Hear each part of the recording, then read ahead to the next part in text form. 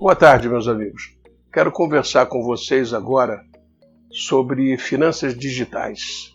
O negócio está meio na moda, fintechs, essas coisas todas, mas eu quero olhar mais, digamos, a floresta do que a árvore em si. E uma das primeiras coisas que eu quero conversar é sobre tendências dentro desse mercado.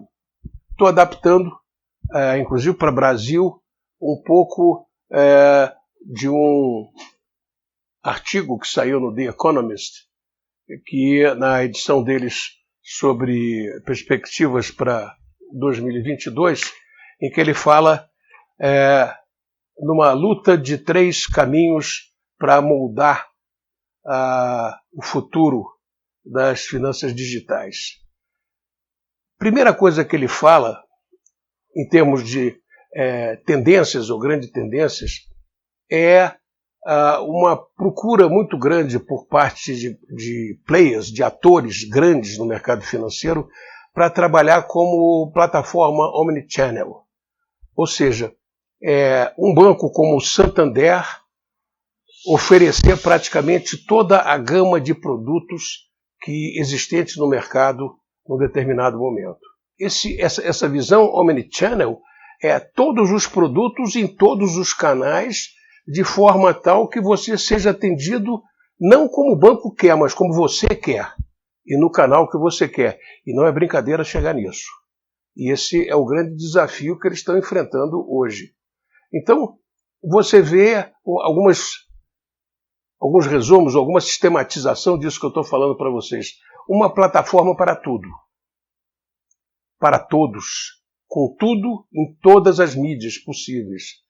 Depois, você está vendo muito claro bancos e grandes fintechs engolindo pequenas fintechs disruptivas.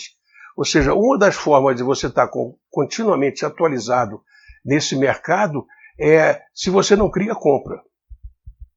E você tem alguns exemplos brasileiros, o Itaú comprando a XP, o Santander comprando a Meu Acerto aqui de Belo Horizonte, o Bradesco vive comprando umas outras startups. Qual é a estratégia que está por trás disso?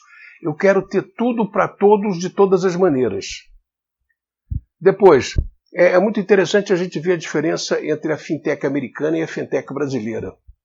A fintech americana, normalmente, ela está buscando acelerar negociações e reduzir custos de transação, principalmente no mercado de capitais. E no Brasil, você vê a startup no Brasil explorando os serviços financeiros mais amigáveis e exploração de assimetrias de informação. Ou seja, a gente ainda não chegou naquela, talvez pelo tamanho do mercado de capitais brasileiro, a gente não chegou ainda naquela visão de acelerar negociações. Mas isso é um pouco do que está acontecendo por aí. A segunda grande tendência, e essa é extremamente interessante e vale bastante reflexão em cima disso, é o que eles chamam de DeFi, ou Decentralized Finance, ou finanças descentralizadas. Ou seja, em certo momento, sob um certo aspecto, o que se chama de finança descentralizada, é uma finança desintermediada.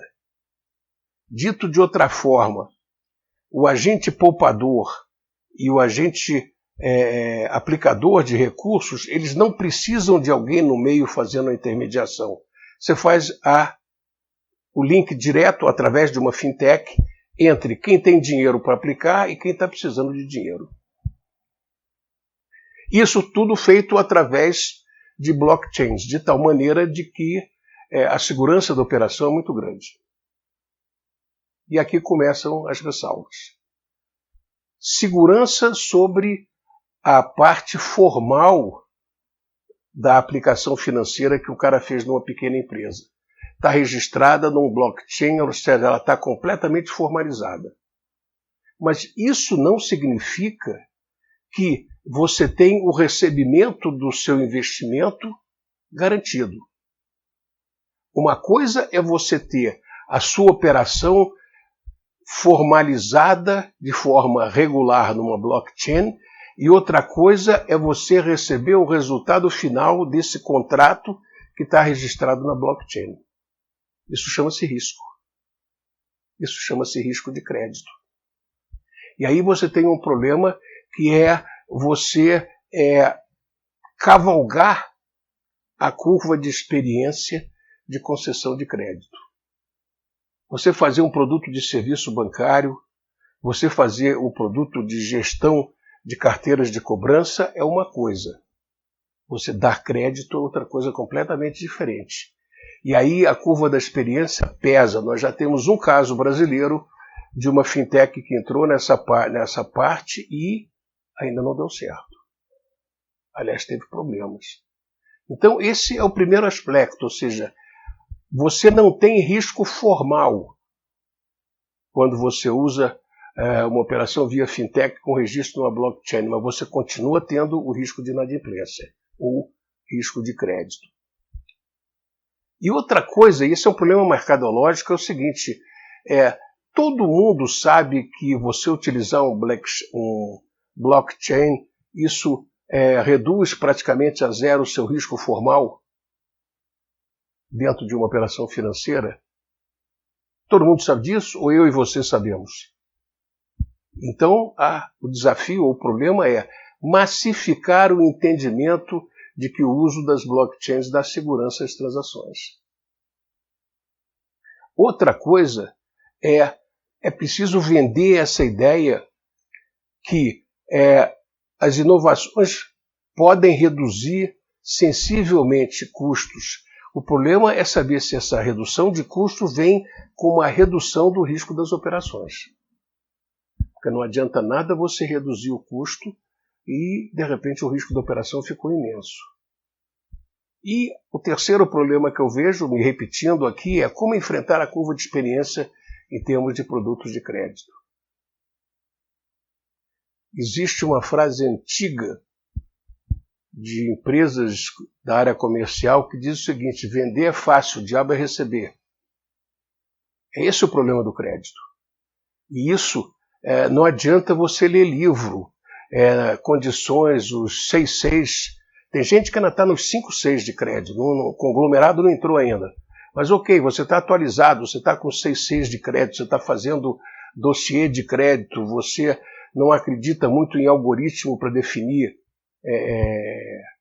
concessão de crédito, porque esse algoritmo precisa de uma manutenção danada. O algoritmo de 2019 estava desatualizado em 2020 e 2021, e possivelmente um algoritmo de 2022 vai estar desatualizado em relação a 2021. Por quê? Porque a realidade mudou. Porque o peso das variáveis dentro da tua equação mudou. Então, você tem que fazer uma manutenção contínua, que nem sempre é barata. Outro aspecto é o problema a terceira tendência de bancos centrais digitais. E aí o nome do jogo, o desafio para o Banco Central é como regular sem estrangular. É um fato mais do que conhecido que o Banco Central acompanha ou corre atrás da inovação. A inovação não vem pelo Banco Central, mas o Banco Central regulamenta as inovações. Se bem que eu estava vendo outro dia o Banco Central fazendo um sandbox para inovações financeiras, ou seja, criando um ambiente de experimentação de um protótipo dentro do ambiente controlado do Banco Central, para que essa inovação incorpore, seja testada e, se for viável, desça para o mercado financeiro. Essa é uma visão nova do Banco Central digital, proativo em termos de inovação, criando um ambiente protegido, chamado de sandbox, onde você pode testar seus protótipos. O outro problema é a moeda digital. Isso aqui é talvez uma profecia autorrealizável. Vai acontecer. Como vai acontecer, ainda não se sabe direito. Mas não é possível que o mundo todo vire digital, exceto a moeda. E mais, em algum momento nós vamos ter que entrar com algum tipo de regulamentação das criptomoedas. Por quê?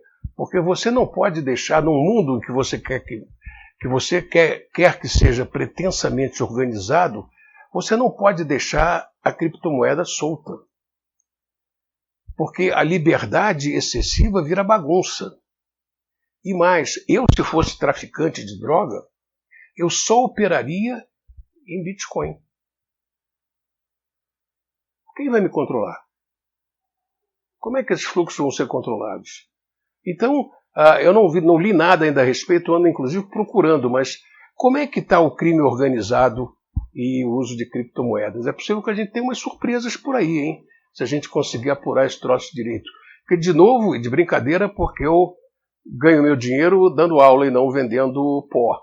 Mas eu, se fosse traficante, só opero com... recebo e pago com Bitcoin. Recebo de onde? De onde for. E pago onde? Sei lá, em Marsella, em Cali, em Jalisco, qualquer lugar. Pô, vai, não tem controle nenhum, não tem taxa nenhuma, além das taxas de negociação, não tem controle cambial, não tem nada disso. Então é preciso entrar nesse mercado. Bom, e como é que fica? Vamos traçar um cenário de finanças digitais e finanças clássicas. Finanças digitais, velocidade de mudança, custos mais baixos, serviços mais amigáveis, acesso acessível às pequenas empresas e margens brutas mais baixas. Eu botei até um ponto de interrogação aí, que isso é a conferir. E nas finanças clássicas? A finança clássica é lenta, é conservadora, custo alto, spread alto, serviços pouco amigáveis e margens de brutas altas. Uma das coisas que me impressionou numa informação que vem do The Economist é que a margem bruta de cartão de crédito, Visa, Mastercard, varia de 65% a 80%. Caramba! E aí? Esse é o cenário. Qual dos dois cenários é o mais provável? Os dois. Por quê? Porque o mundo não é binário. Então, de novo, o que vai acontecer é que talvez as finanças clássicas comecem a crescer a um ritmo menor do que as finanças digitais. Mas as duas vão continuar existindo. Assim como o livro físico e o livro digital vai continuar existindo. Assim como o ensino presencial e o ensino à distância vai continuar existindo. Ou seja, vamos deixar um pouco o radicalismo de lado. Se bem que radicalismo vem de muito jornal e muita revista e muito livro. Mas a realidade está aqui no meio. Ou seja, a finança clássica, o banco clássico vai acabar? Claro que não vai acabar. E as finanças digitais vão sumir? Claro que não vão sumir. As duas vão conviver, possivelmente com as finanças digitais crescendo mais rápido do que as finanças clássicas, vamos dizer assim.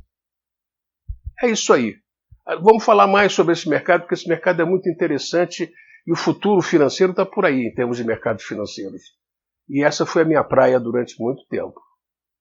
De novo, estamos no dia 28 de dezembro, mais uma vez para vocês, feliz ano novo, que o Bitcoin suba mais, que a sua carteira de criptomoedas suba mais e que a sua fintech entre numa escalabilidade sensacional.